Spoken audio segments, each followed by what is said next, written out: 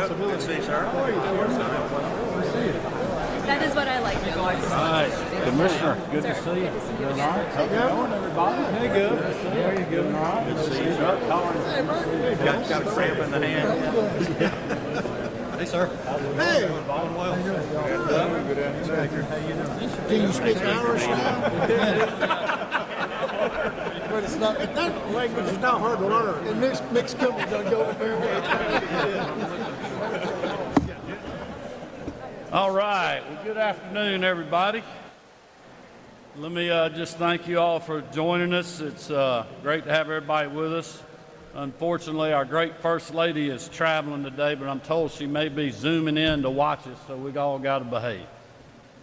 I want to thank our many members and partners of the General Assembly who are here with us. Just had a great legislative session, as we've been talking about as we signed bills over the last couple of weeks. Also want to thank, I know the Lieutenant Governor couldn't be with us today, but we appreciate his support.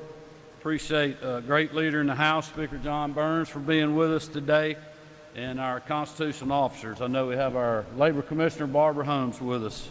I know she's very interested in workforce development and a lot of the things that we're doing here in our great state. We also, I think Stephen Pruitt, is Stephen here? I don't think. Yeah, Stephen, come on up here with us. You need to stand with us, Stephen.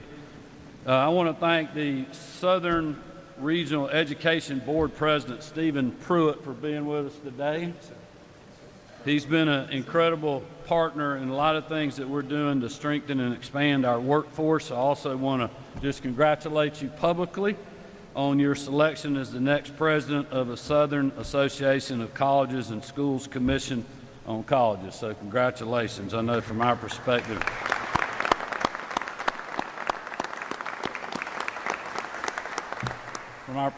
new leadership was needed, and we're glad it's you. So we're looking forward to that. That's all I'm going to say about that. I also want to thank the many great leaders we have in Georgia in regards to higher education, and certainly our partners from the business community. We're also proud to recognize that Georgia, for an unprecedented 11th year in a row, has been named the #1 state in the country for business, because to us, that is not just a title. It represents real jobs for hardworking Georgians and historic investments coming to literally every part of our state. And one of the key reasons for that success is our commitment to working with job creators, and that includes aligning on meeting our workforce needs. So when our industry partners started coming to us and sharing that they would need a lot more workers than we currently have for all the jobs that we're bringing to our communities across the state, we knew we had to continue to act. And that's why my office held the inaugural Governor's Workforce Summit in 2023, bringing together job creators, educators, government leaders, and others to discuss how to best connect hardworking Georgians with the opportunities that we have for them here. At the first summit, we unveiled the Georgia Match, the largest direct college admissions program in the country. That was just 2 years ago, and already, thanks to that program, we have seen incredible success.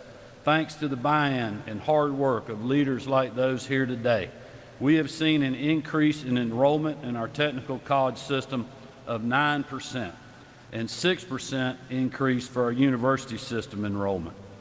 To build on that success, I announced at last year's Workforce Summit that we would make Georgia not only the best state for business, but also the top state for talent.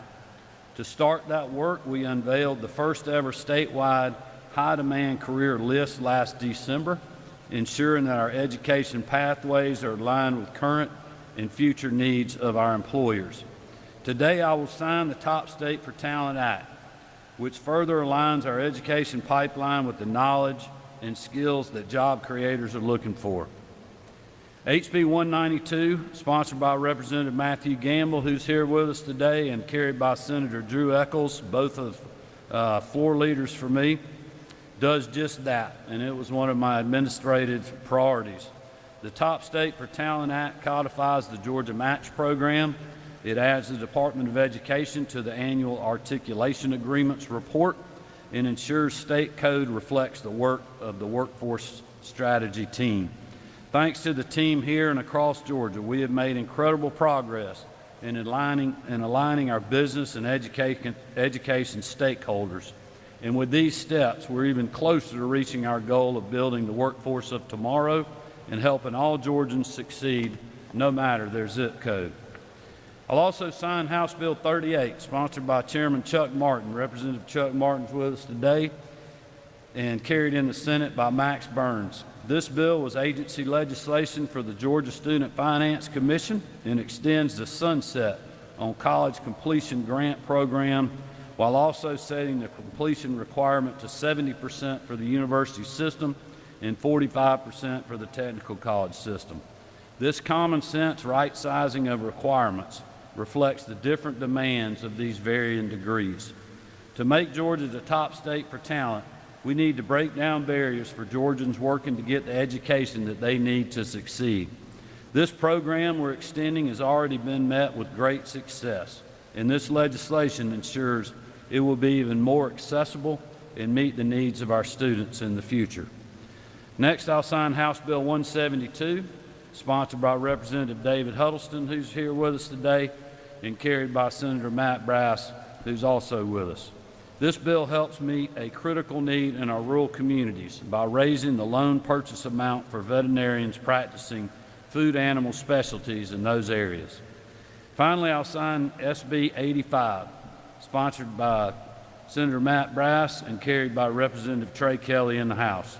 This legislation establishes the Georgia Foster Care Scholarship to provide grants to current or former foster children for post-secondary education. By both supporting these young Georgians who are in need and breaking down barriers to their education, we are reaffirming that everyone in our state deserves the chance for opportunity. I'll close by saying again, thanks to everyone here for all that you do, whether it's in the classroom or in the workforce or helping Georgians find and achieve success. It's only by working together in education, business, and government that we can make progress and keep Georgia the #1 state for business and the top state for talent. I'm confident that with this team here and those working statewide for this goal, that we will be successful. It is now my pleasure to introduce a great partner in the General Assembly, a great leader, someone who works hard every day to keep us the best state for opportunity, Speaker of the House, the Honorable John Burns. Speaker.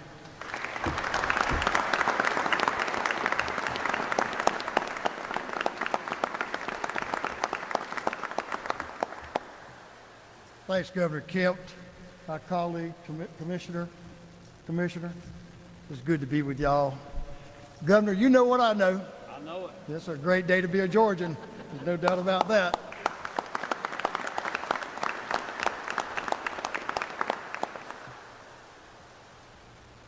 Governor Kemp, we want to thank you because you've had an unwavering commitment to strengthening Georgia's workforce, as you just talked about, these colleagues and the great opportunities we have to make Georgia better and benefit some of our most vulnerable youth here in this state.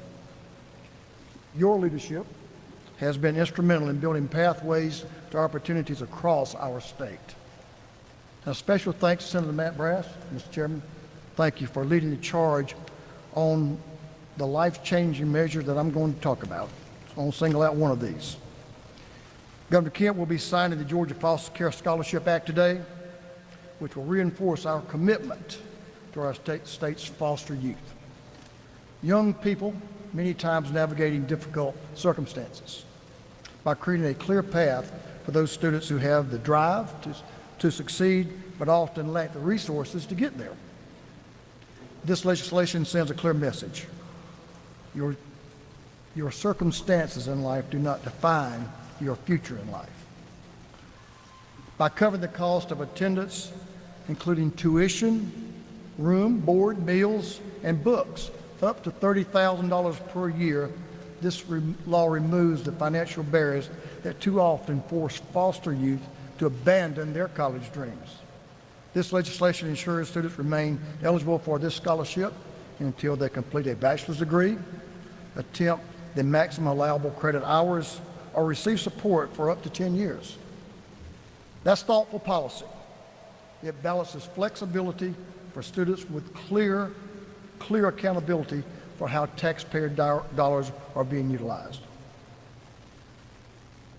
And when we help them cross that graduation stage, we're not just changing their lives. We're strengthening Georgia's workforce, one determined graduate at a time.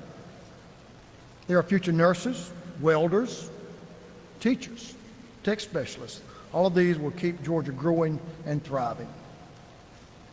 This law squarely fits into Georgia's broader workforce development strategy, complementing the efforts we've seen in HB 38, HB 172, and HB 179 the governor spoke about, that will build a system where students of all backgrounds can succeed, and contribute to this great state in our future. Governor Kemp, I want to thank you again. I want to thank Trey Kelly, Representative Trey Kelly, and Chairman Butch Parrish, who presented the bill. And I want to thank you, Chairman Brass, for your work. And thank you to all of you who advocate and who believe in the potential for Georgia's foster youth. Thank you.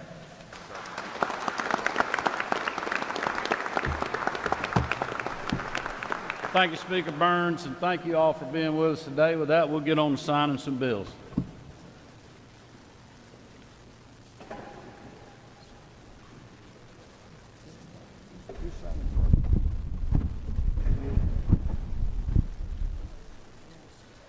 If you're here for House Bill 192, Top State for Talent Act, you can go ahead and come on up and we'll place you. The second bill, if you want to go ahead and come over here to my right, will be House Bill 38, if you're here for that.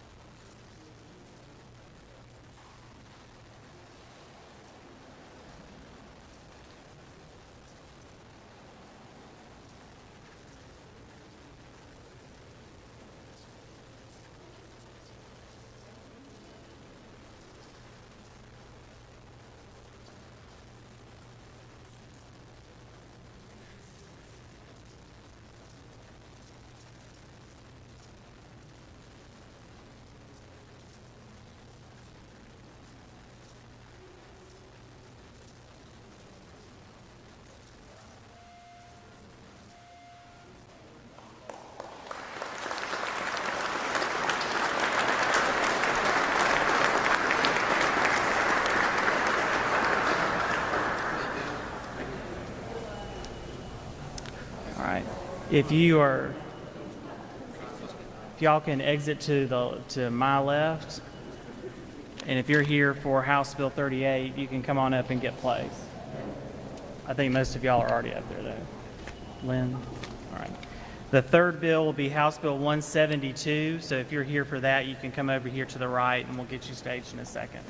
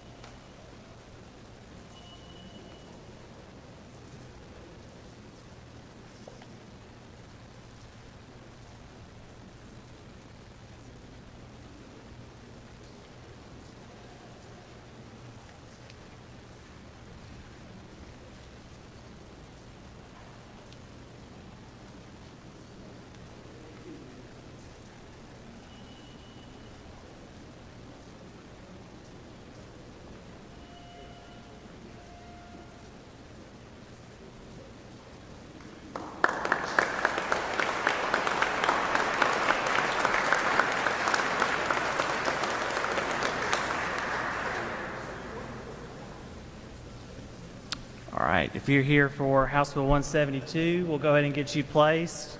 The last bill will be Senate Bill 86. If you're here for that, if you'll come over to the right. Sorry, Senate Bill 85. Yes, sir. That's what you're doing.